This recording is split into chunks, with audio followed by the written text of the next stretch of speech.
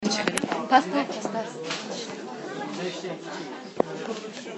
26 سال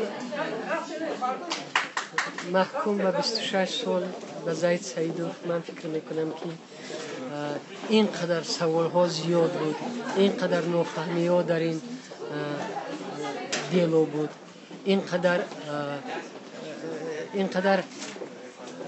یعنی که جامعه به این یک حسن توجه کرد و امروز راستی گپ من منتظر آن نبودم که 26 سال به محبس میفرستونن زید سیدوف. اما یک چیز دیگر است که حالا البته حقوقی با شکایت کردن هم هست، بنابراین هم من فکر میکنم که روح افتاده شدن لازم نیست، باید اونهایی که حمایه میکنن امروز باید تیاری بینند و حتما از بالای این قراری که بسیار سنگین است، قراری که حتی ببینید که یک قسم مردم فکر میکردن که او را آزاد میکنند. ببینید که خودی همون فکت هایی که وی رو زید سیدوف رو میخواستن گناهگر کنن آخران یک قسمش از بین رفت. یعنی که ما دیدیم که همون فکت ها اونقدر پره نبودند و بسیار وقتی که نفری رو صد میکنن مفتشون باید هر یک چیزی که گمان است اونجا باید درستی یا نادرستی باید به فایده اون گمانبر حل کرده میشود. اما من راست گپ خیلی افسوس میخورم که خودی مرافعه آزاد نبود که اشتراک کنیم و بفهمیم.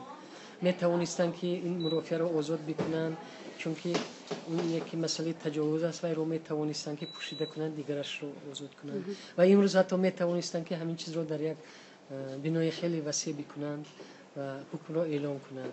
چون که امروز راست گپ وقتی که ما یک گروه با ژورنالیست‌ها اونجا رفتیم هشت تبارها بودند و کارکنان میلیسا خیلی دغلی هم کردند، حقوق همه را امروز در اونجا ویران کردند.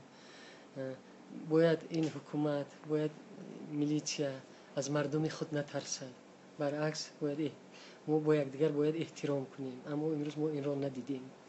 خیلی که قانون شکنی در دیلوی زید سیدوف بود، امروز ما نسبت خود این را در کوچه ها دیدیم که نمیگذاشتن که ما اونجا استیم.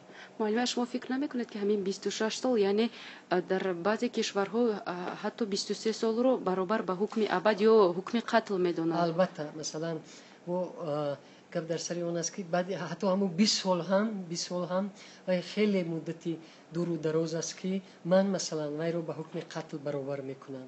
حالا که ما برآمد آخرانی زید سیدوف رو شنیدیم که وی گفت که هیچ گاه به این مردم به این دولت خیانت نکرده ایستاده است.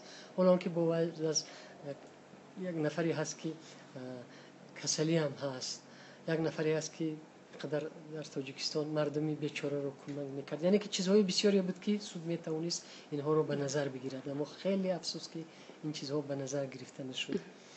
اما به هر حال من فکر میکنم که راه افتاده شدن لازم نیست، حتما شکایت بردن لازم.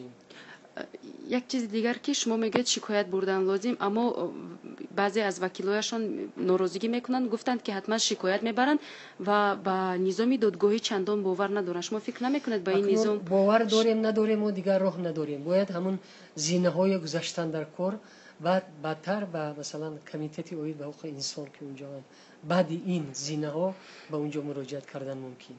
یعنی که ما دیگر مثلا ما نمیتوانیم که به یگان سودی دیگر دولت‌های دموکراتیک سودی عدالت‌نات هست مراجعت کنیم، چون که شهروند تاجیکستان است زید سیدوف و سودی تاجیکستان وی را می‌بیند. چه خیلی از این سود ما هممون می‌دونیم، این مستقل نیست.